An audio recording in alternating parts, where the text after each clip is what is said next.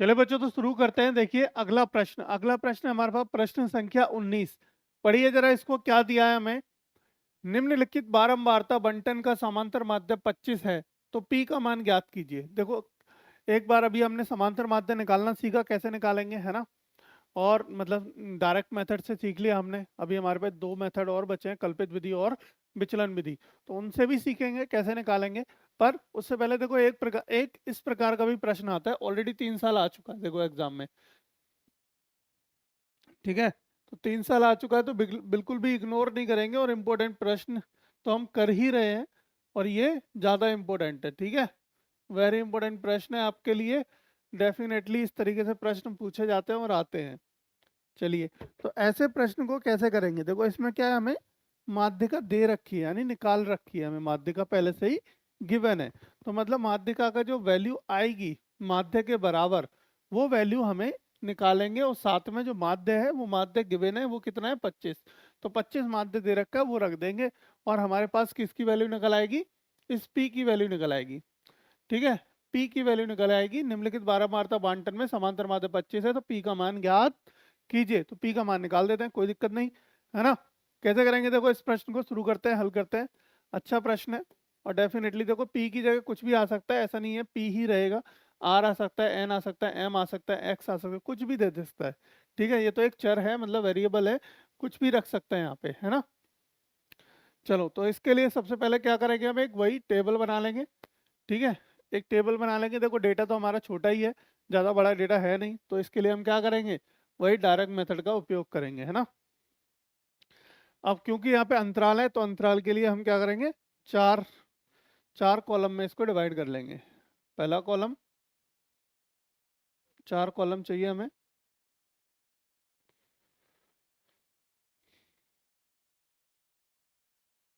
दूसरा, और उसके बाद तीसरा। ठीक है, ये 3 कॉलम हो गए। इन तीनों कॉलम को हम, 4 कॉलम हो गए, चारों कॉलम में क्या करेंगे, इसको एक ऊपर लाइन खींच लेंगे, जिससे हमारा जो भी हमें लिखना है वो वहाँ लिख सकें। ठीक है, इसको कॉपी करके नीचे भी ले आएंगे साथ में, ताकि वैल्यूज को,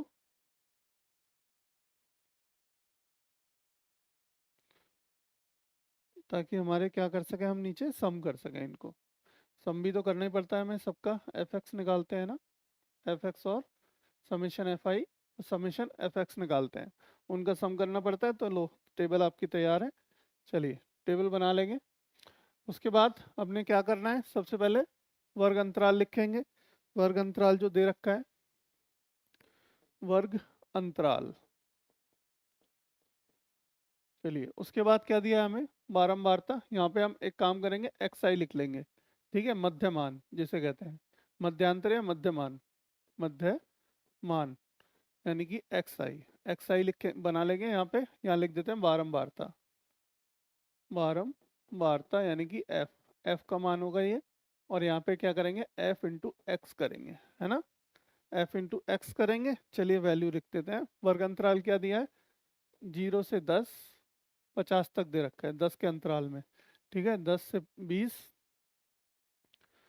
10 से 20, 20 से 30, 30 से 40, और 40 से 50। ठीक है, इस तरीके से दिया है, कोई दिक्कत नहीं ना। अच्छा, बारंबार तो पहले लिख लेते हैं, क्या दे रखी है, 5, 18, 15, पी और 6। इस पी का ही मान हमें निकालना है। अब मध्यमान निकाल लें। मध्यमान एक्स, हमने क्या बताया था एक्स निकालने के लिए, क्या बताया था, upper limit plus lower limit divide by 2, यानी उच्च उच्च सीमा प्लस निम्न सीमा डिवाइड बाय 2, दोनों का। तो 10 और 0 कितना हो गया, 10 डिवाइड बाय 2 करेंगे तो 5।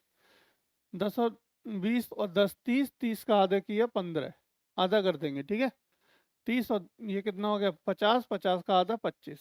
अब देखो कितने का डिफरेंस है, 10 का डिफरेंस आ रहा है, 10 का डिफरेंस कर दो, यानी 35 हो जाएगा। अगली अगली टर्म हमारी 45 हो जाएगी। 10 के अंतराल में हमारा दे रखा है, 10 के अंतराल में ही हमारे मध्यमान आएंगे। ठीक है, चलिए अब बारंबारता और यानी एक्स और एफ का गुणा कर दीजिए, एफ एक्स निकाल लीजिए।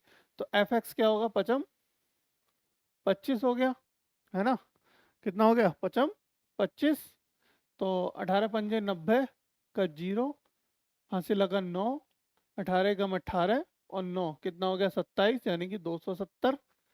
और 15 15 पंजे 75 का 5, हासिल लगा 7, 15 कम नहीं 15 दूनी 30 और 7 कितने हो गए 37, यानी कि 375। और 35 इंटू पी करेंगे तो 35 पी हो जाएंगे एज इट इज 35 पी। और देखो 6 पंजे 30 का जीरो, हासिल लगेंगे 6, 6 पंजे 30 का जीरो, हासिल लगेंगे 6 नहीं 3, 3 लगेंगे, 30 हो गया ना, 3 कैरी आ गया। और 6 चौक 24, 24 और 3 हमारा कितना हो गया 27, यानी कि 270, 270 आ गया। अच्छा अब हमें क्या करना है, यहाँ पे समेशन एफ आई निकालना है पहला, और दूसरा क्या निकालना है मान बेटा, समेशन एफ एक्स।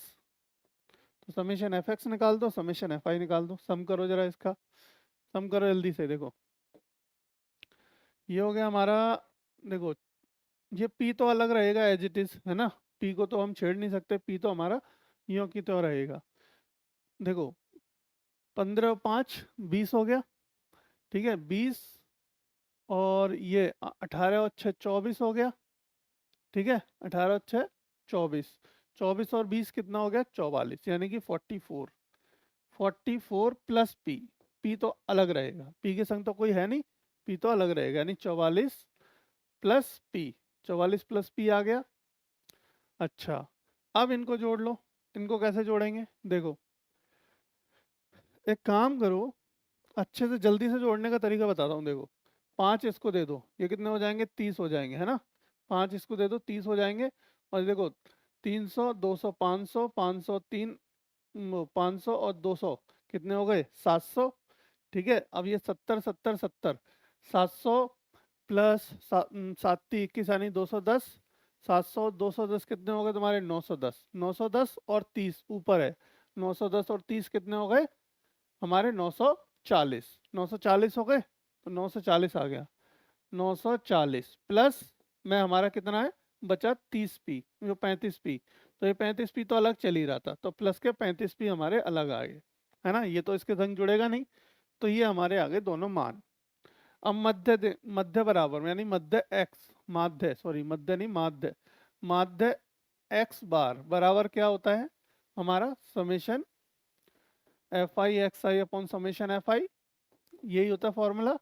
अब माध्य एक्स का बार, एक्स बार कितना दिया है बेटा हमें, एक्स बार दे रखा है देखो 25, पहले से हमें गिवन है माध्य, 25 दे रखा है, 25 इधर लिख लेते हैं बराबर समेशन एफ आई एक्स आई का मान कितना निकल के आया 940 प्लस 35 पी, 36 नहीं 35 बटे समेशन एफ आई में कितना है बेटा 44 प्लस पी। बस अब ये एक कैलकुलेशन आ गई, इसको आप सॉल्व कर लें यानी कि हल कर लें, और आपका आंसर यानी पी का मान निकल आएगा। अब पी का मान निकालने के लिए आपको सिंपल तरीका है, क्या करें, देखो पहले तो इसको इधर ले जाओ, इसको क्या ले जाओ इधर 25 की तरफ, तो 44 गुणा 25 हो जाएगा, तो 44 गुणा 25 कर लो, इससे मान निकल आएंगे आपके, ठीक है। तो कर लेते हैं इस तरीके से, देखो 25 इंटू में 44 प्लस पी बराबर 940 प्लस 35 पी, 940 प्लस 35 का पी, ये हो गया पहला तो, ठीक है। अब अंदर अंदर गुणा कर दो, तो 25 गुणा 44 प्लस हमारा कितना 25 पी माइनस बराबर सॉरी 940 प्लस 35 पी, ठीक है। अब 44 और 25 का गुणा कर लो, कितने का 44 का और 25 का गुणा करोगे तो आपको मिल जाएगा, देखो बेटा कितना ये मिलेगा 1100, 1100 प्लस 25 पी बराबर 940 प्लस 35 पी, ठीक है। मल्टीप्लाई करके देख लेना कोई दिक्कत नहीं है। भाई 25 चौका 100 का 0, हासिल लग गए 10, 25 चौका 100 और 10 कितना हो गया 110, तो 1100 हो गया ना। और आपका देखो इसको ले जाओ उधर और इसको ले आओ इधर, तो 1100 माइनस 940 बराबर 35p माइनस 25p। अब 35p में से 25p गए तो 10p बचे, है ना।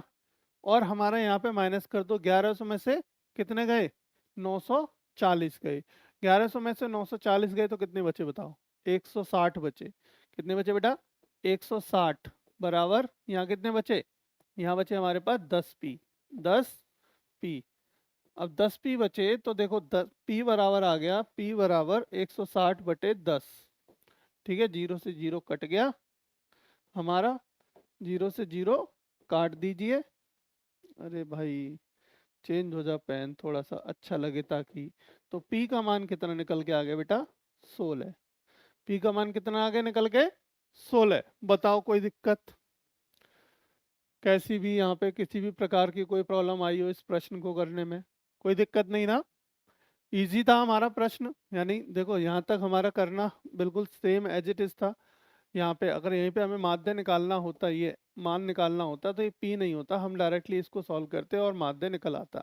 लेकिन यही थोड़ा सा अच्छा करने के लिए क्या कर दिया, माध्य का मान दे दिया और यहाँ पे कोई एक चर रख दिया। देखो ये चर यहाँ भी आ सकता है, यानी बारंबारता में भी आ सकता है और इसमें भी आ सकता है, दोनों जगह में से कहीं भी दे सकता है, x के मान में भी दे सकता है और y के मान में भी दे सकता है, और हो सकता है दोनों में भी दे दे, इस तरीके से भी आ सकता है, कुछ नहीं कह सकते है ना।